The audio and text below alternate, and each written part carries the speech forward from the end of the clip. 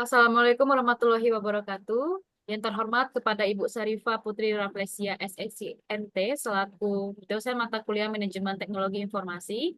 Perkenalkan kami dari kelompok 2 dari kelas Sirek 7B yang pada kesempatan kali ini akan mempresentasikan hasil ujian akhir semester kami terkait review artikel jurnal. Sebelum itu, pertama-tama izinkan kami untuk memperkenalkan diri terlebih dahulu. Perkenalkan, nama saya Vanessa Novalia. Saya Fani Olivia. Saya Muhammad Gusti Arya Priandana.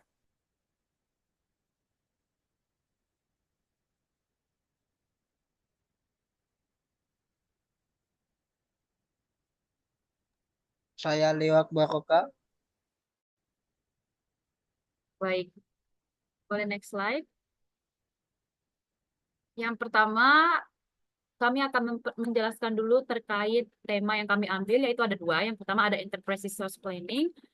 Di sini dengan judul Journal Digitalizations of the Healthcare Supply Chain through the Adaptations of ERP System in Hospitals, an empirical study on influencing factors and cost performance dari yang ditulis oleh Christos Biolas dan teman-temannya dipublish di Jurnal MDPI pada tahun 2023.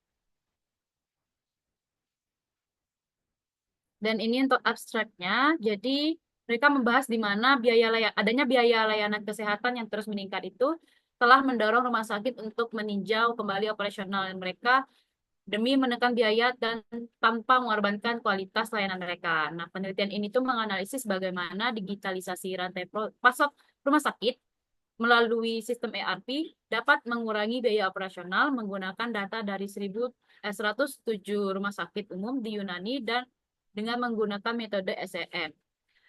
Hasilnya menunjukkan bahwa kesiapan teknologi, kesiapan organisasi, ukuran rumah sakit, kebijakan pemerintah, dan manfaat yang dirasakan mempengaruhi adopsi ERP yang berdampak signifikan pada penurunan biaya rantai pasokan.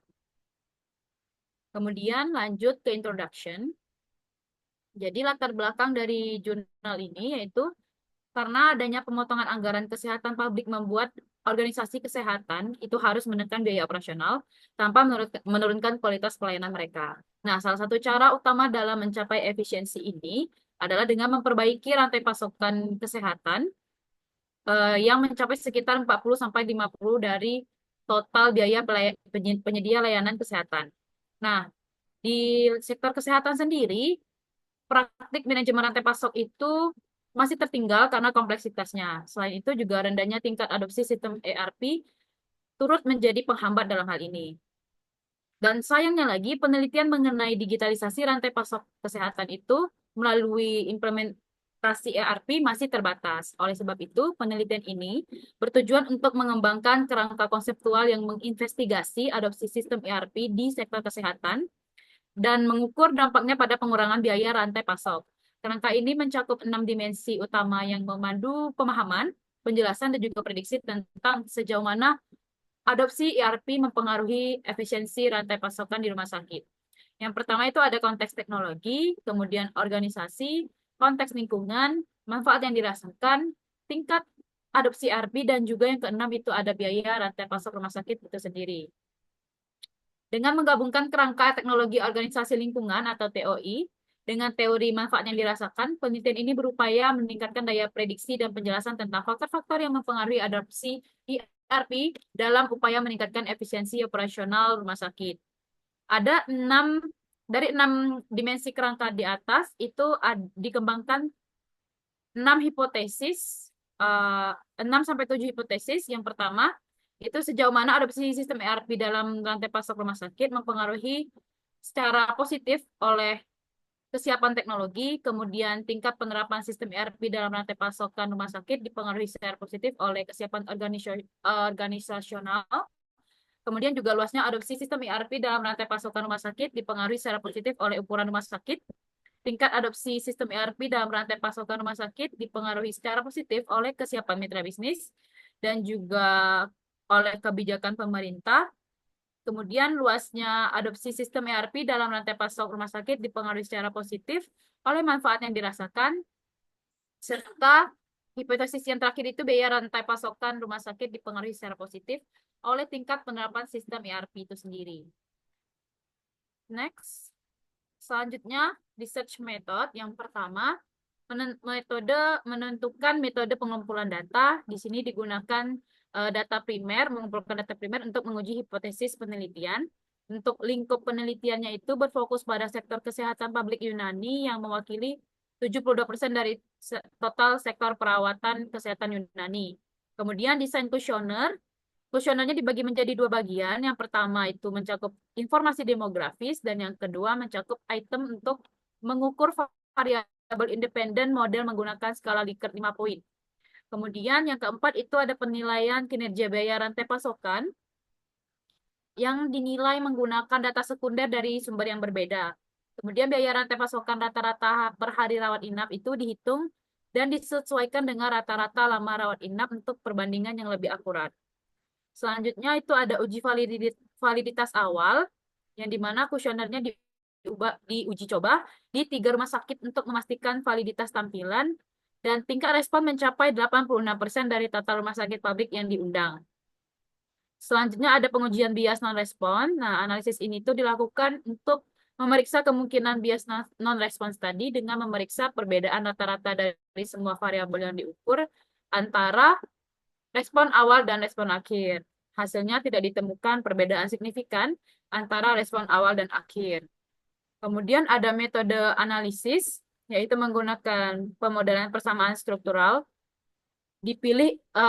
Metode ini dipilih untuk menganalisis hubungan kausal antara variabel, dan SEM ini memungkinkan penggunaan efek langsung dan tidak langsung serta memberikan pemahaman mendalam tentang faktor-faktor yang mempengaruhi adopsi ERP di rumah sakit.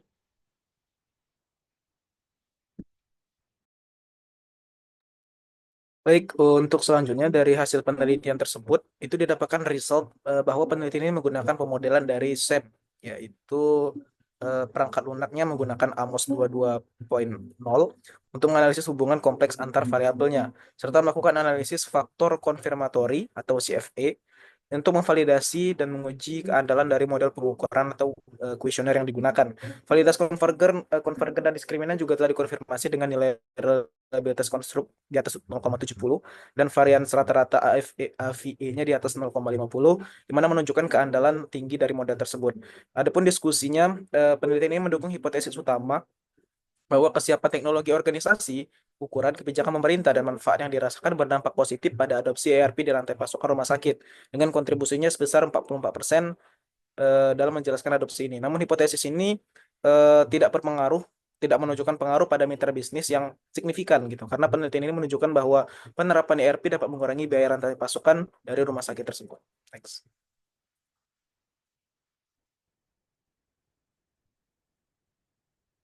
Adapun kesimpulannya atau conclusion, penelitian ini menyoroti pentingnya ERP di rumah sakit sebagai suatu aset strategis dalam digitalisasi rantai pasokan atau supply chain management untuk layanan kesehatan.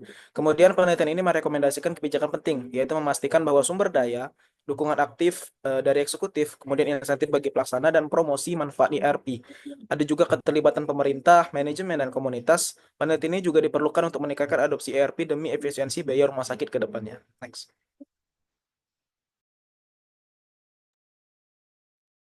Selanjutnya, ada pun weakness dari jurnal ini, penelitian ini, yaitu yang pertama adanya keterbatasan data, karena penelitian ini hanya mengumpulkan data dari rumah sakit publik di Yunani dan tidak mencakup data dari rumah sakit swasta. Kemudian yang kedua itu ada desain penelitian cross-sectional yang dilakukan sehingga tidak dapat menangkap perubahan atau perkembangan yang mungkin terjadi seiring waktu dalam kaitan antara adopsi enterprise resource planning dan kinerja biaya rantai pasokan. Penelitian longitudinal akan memberikan wawasan yang lebih lengkap tentang proses tersebut. Yang ketiga ada keterbatasan generalisasi. Yang temuan penelitian ini mungkin terbatas pada konteks sektor publik Yunani, yang hal ini menyebabkan dipengaruhi oleh resesi ekonomi dan perubahan kebijakan pemerintah. Oleh karena itu, generalisasi hasil ke konteks lain harus dilakukan dengan hati-hati. Kemudian yang terakhir ada endogenitas dan keterbatasan bias metode umum. Seperti halnya penelitian survei lainnya, ada potensi bias dari informan dan kesalahan acak. terutama karena beberapa konstruk yang diukur bersifat subjektif. Ya, tentunya ada impact yang dihasilkan dari penelitian ini. Ada 4. Yang pertama itu menambah referensi pada integrasi teknologi di bidang kesehatan, karena dia menyoroti suatu aspek baru, yaitu supply chain management dari layanan kesehatan. Lalu membuka peluang penelitian di sektor lain dengan variabel adopsi ERP yang jarang diteliti. Kemudian juga menekankan pentingnya digitalisasi rantai pasokan di rumah sakit untuk meningkatkan kualitas perawatan dan efisiensi biaya. Dan terakhir, impact-nya di sini itu hanya membatasi pada pengaruh di rumah sakit non swasta di Yunani, dan juga merekomendasikan studi lanjutan dengan melibatkan rumah sakit swasta sehingga studi kasusnya bisa lebih besar lagi dan hasil penelitian ini juga bisa lebih luas, datanya dimanfaatkan untuk kebutuhan penelitian selanjutnya. Next. Adapun originalitas atau research gap atau terbaru dari penelitian ini, di mana penelitian ini berhasil mengambil sektor penelitian yang jarang dieksplorasi, yaitu di bidang kesehatan pada bagian manajemen rantai pasokannya. Kemudian dengan adanya penelitian ini memperluas model yang sudah ada melalui penyertaan konstruksi baru, lalu menggabungkan karakteristik organisasi dan komponen keyakinan pribadi, serta menekankan tingkat adopsi dari teknologi, yaitu ERP di sini. Lalu yang ketiga, menciptakan suatu path atau jalur yang membuktikan hipotesisnya bahwa terdapat variabel-variabel independen yang dapat mempengaruhi tingkat adopsi sistem ERP pada rantai pasokan, khususnya di studi kasus ini di suatu layanan rumah sakit. Next.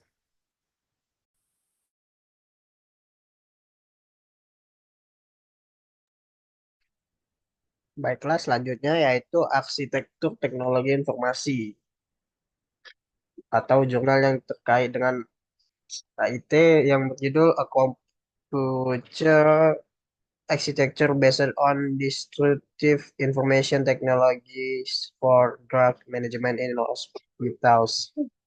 Di dibuat oleh Ricardo Calmeta, Andreas Navarro Ruiz, dan Retika Soriano Irigaray. Next.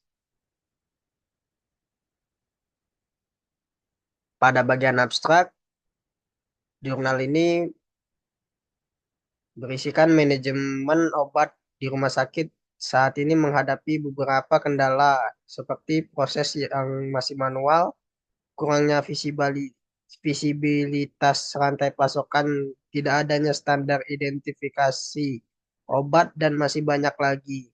Teknologi informasi yang baru dan disruptif bisa menjadi solusi untuk mengatasi masalah-masalah ini melalui sistem manajemen obat yang lebih lengkap dan inovatif. Untuk mengatasi masalah ini, artikel ini menawarkan arsitektur komputer yang menggabungkan teknologi seperti blockchain, RFID, kode QR, IoT, AI, dan big data untuk menangkap, menyimpan, dan memanfaatkan data di sepanjang proses manajemen obat. Next.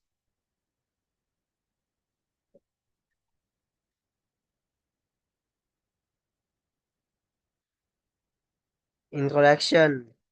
Latar belakangnya itu keselamatan pasien menjadi prioritas utama di sektor kesehatan, terutama setelah laporan mengungkapkan bahwa kesalahan perawatan di rumah sakit yang menyebabkan ribuan kematian setiap tahunnya.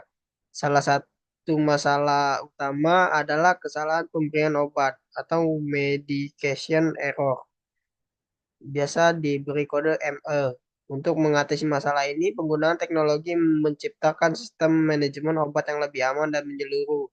Namun solusi yang ada masih terbatas pada penerapan teknologi untuk tugas tertentu. Belum ada sistem yang menyeluruh. Next.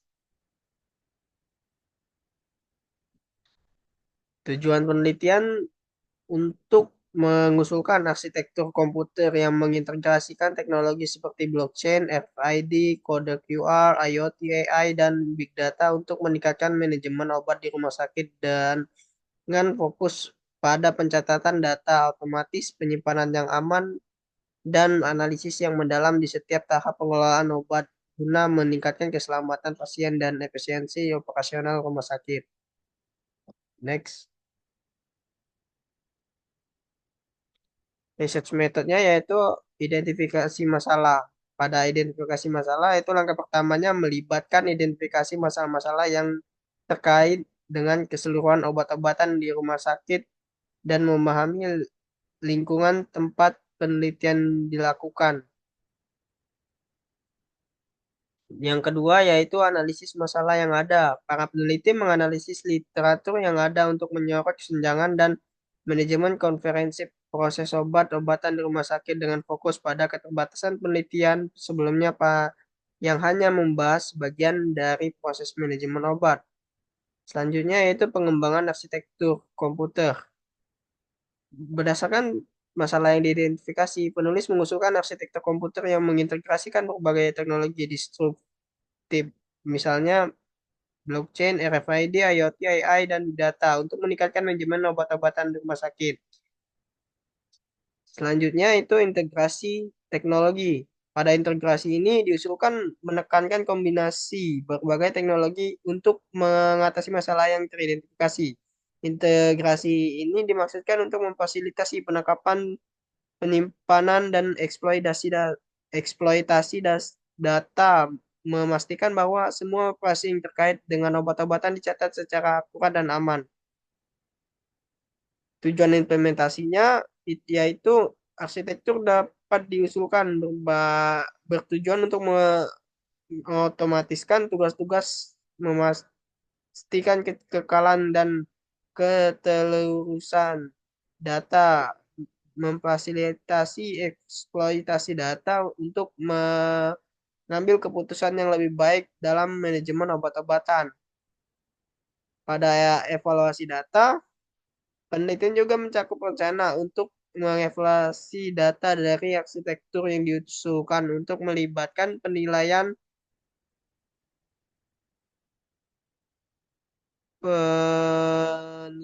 bagaimana sistem dapat meningkatkan manajemen rumah sakit, meningkatkan efisiensi layanan, dan memberikan wawasan tentang hasil pasien berdasarkan penelitian obat. Selanjutnya pada tinjauan pustaka itu penelitian mencakup tinjauan terhadap penelitian yang ada untuk mengontekstualisasikan solusi yang diusulkan dan menunjukkan keterbaruan dan relevansinya dalam mengatasi kesenjangan yang teridentifikasi. Next.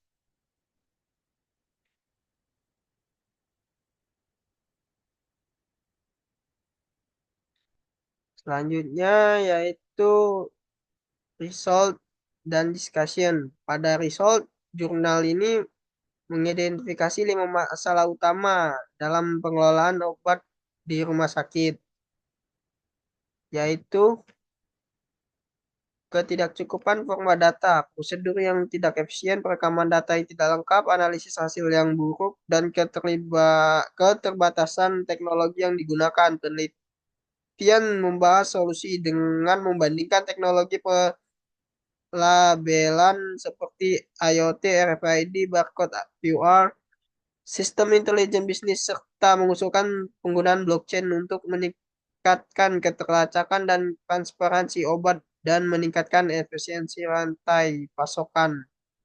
Pada discussion yaitu penerapan teknologi disruptif penting dalam manajemen obat di rumah sakit. Potensi manfaat yang ditawarkan oleh teknologi seperti RFID, IoT, dan blockchain sangat signifikan. Penelitian ini memberikan kontribusi penting terhadap pemahaman tentang bagaimana teknologi dapat digunakan untuk meningkatkan keselamatan pasien dan efisiensi operasional dalam pengelolaan obat di rumah sakit. Next. Selanjutnya adalah conclusion atau kesimpulan dari jurnal ini. Nah, jurnal ini menyoroti pentingnya penerapan teknologi disruptif dalam manajemen obat di rumah sakit untuk mengatasi berbagai tantangan yang ada. Dengan mengidentifikasi 5 masalah utama, yaitu ketidakcukupan format data, prosedur yang tidak efisien, perekaman data yang tidak lengkap, analisis hasil yang buruk, dan keterbatasan teknologi yang digunakan, penulis menunjukkan bahwa solusi berbasis teknologi dapat meningkatkan efisiensi dan keselamatan pasien. Penggunaan teknologi seperti IoT, RFID, dan blockchain diusulkan sebagai langkah strategis untuk meningkatkan keterlacakan obat dan mematuhi regulasi yang ada. Selain itu, sistem intelijen bisnis generasi ketiga diharapkan dapat memanfaatkan data yang dihasilkan untuk analisis yang lebih baik, sehingga mengurangi kesalahan pengobatan dan meningkatkan efisiensi rantai pasokan. Meskipun ada tantangan dalam penerapan biaya, potensi manfaat yang ditawarkan oleh teknologi ini sangat signifikan. Penelitian ini lebih lanjut diperlukan untuk mengembangkan dan menguji arsitektur yang diusulkan dalam konteks praktis di rumah sakit, sehingga dapat memberikan dampak positif terhadap kualitas layanan kesehatan dan pengelolaan obat di rumah sakit. Dengan demikian, adopsi teknologi disruptif dalam manajemen obat tidak hanya akan meningkatkan keselamatan pasien, tetapi juga akan memberikan manfaat ekonomi yang signifikan bagi sistem kesehatan secara keseluruhan.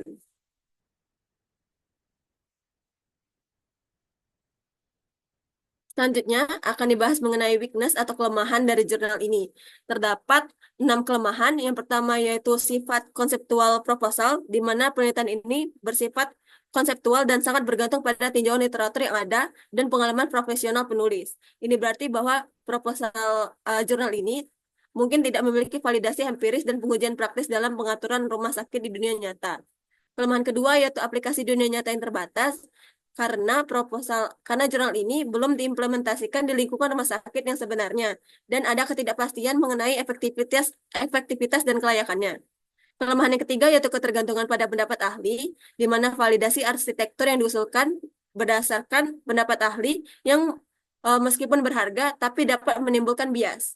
Yang kelemahan keempat yaitu analisis hasil yang tidak memadai, di mana penelitian ini menyoroti bahwa ketertelusuran tidak lengkap tanpa analisis menyeluruh terhadap hasil dalam farmakoterapi. Kurangnya analisis secara terperinci ini dapat menghambat kemampuan untuk memantau hasil pasien secara efektif dan menilai dampak sistem yang diusulkan terhadap hasil kesehatan.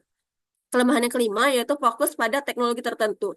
Nah, arsitektur menekankan integrasi berbagai teknologi yang mengganggu, tetapi penelitian tidak secara memadai mengatasi tantangan atau keterbatasan potensial yang terkait dengan setiap teknologi. Kelalaian ini dapat menyebabkan kesulitan dalam implementasi dan integrasi dalam sistem rumah sakit yang ada.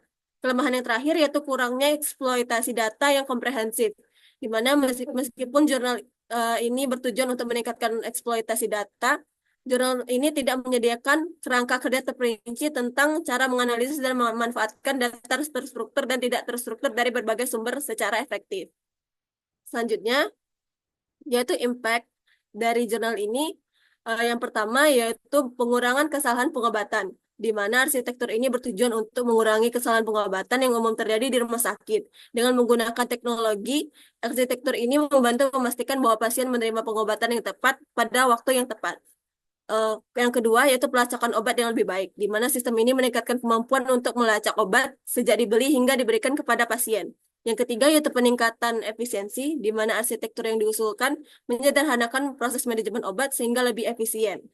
Yang keempat yaitu peningkatan pengambilan keputusan, yaitu dengan menyediakan data yang akurat dan tepat waktu, sistem ini membantu para profesional kesehatan membuat keputusan lebih baik terkait perawatan pasien. Hal ini dapat menghasilkan perawatan lebih efektif dan hasil kesehatan lebih baik bagi pasien.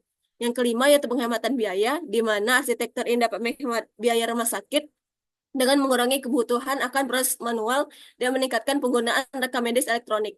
Yang keenam yaitu mendorong penggunaan data, di mana penelitian ini meningkatkan kesadaran di antara para manajer layanan kesehatan tentang pentingnya penggunaan data untuk pengambilan keputusan, yang akan membantu rumah sakit mengelola masalah terkait obat dengan lebih baik dan meningkatkan perawatan secara keseluruhan. Yang ketujuh yaitu landasan untuk penelitian masa depan, di mana penelitian ini mengidentifikasi kesenjangan dalam pengetahuan terkini tentang manajemen obat di rumah sakit. Dengan mengusulkan arsitektur baru, hal ini menjadi landasan bagi penelitian masa depan untuk dapat menguji dan menyempurnakan ide-ide dalam pengaturan rumah sakit yang sebenarnya. Dan yang terakhir yaitu meningkatkan kualitas perawatan pasien, di mana arsitektur ini diharapkan dapat meningkatkan kualitas perawatan dengan memastikan mereka mendapatkan pengobatan yang tepat dengan aman. Selanjutnya adalah originalitas atau hal yang terbaru dan unik dari penelitian ini. Yang pertama adalah integrasi teknologi yang canggih. Penelitian ini menggabungkan beberapa teknologi mutakhir seperti blockchain, RFID, kode QR, IoT, AI, dan Big Data, di mana integrasi komprehensif ini tidak umum ditemukan pada penelitian sebelumnya yang seringkali hanya berfokus pada satu atau dua teknologi saja. Yang kedua yaitu pendekatan manajemen obat holistik, di mana tidak seperti penelitian sebelumnya yang mungkin membahas aspek-aspek tertentu dari manajemen obat. Penelitian ini mencakup seluruh proses dari pengambilan data hingga penyimpanan dan manajemen. yang bertujuan untuk mengatasi berbagai masalah yang ada dalam manajemen obat, sehingga lebih komprehensif daripada penelitian sebelumnya. Yang ketiga yaitu analisis komparatif teknologi, di mana jurnal ini mencakup analisis komparatif unik dari berbagai teknologi perlabelan dan pembacaan untuk kemasan obat seperti IoT, RFID, dan kode QR. Evaluasi ini mempertimbangkan faktor ekonomi, operasional, dan lingkungan secara bersamaan yang belum pernah dilakukan penelitian sebelumnya. Yang keempat yaitu fokus pada proses internal rumah sakit, di mana penelitian ini menekankan penggunaan teknologi blockchain untuk melacak pengobatan dalam rumah sakit, dan bukan hanya berfokus pada rantai pasokan. Fokus internal ini merupakan kontribusi baru yang meningkatkan pemahaman tentang keterlacakan obat di lingkungan rumah sakit. Yang kelima yaitu penekanan pada pemanfaatan data, di mana penelitian ini menyoroti pentingnya penggunaan data untuk mengambil keputusan dalam perawatan kesehatan. Tujuannya adalah untuk meningkatkan kesadaran di antara manajer perawatan kesehatan tentang bagaimana data dapat meningkatkan manajemen obat dan perawatan pasien yang diabaikan oleh penelitian sebelumnya. Dan yang terakhir yaitu expert validation, di mana arsitektur yang diusulkan dalam penelitian ini divalidasi melalui umpan balik dari para ahli dalam manajemen obat dan sistem komputer. Metode validasi ini menambah kredibilitas dan relevansi praktis terhadap penelitian, yang seringkali kurang dalam penelitian sebelumnya.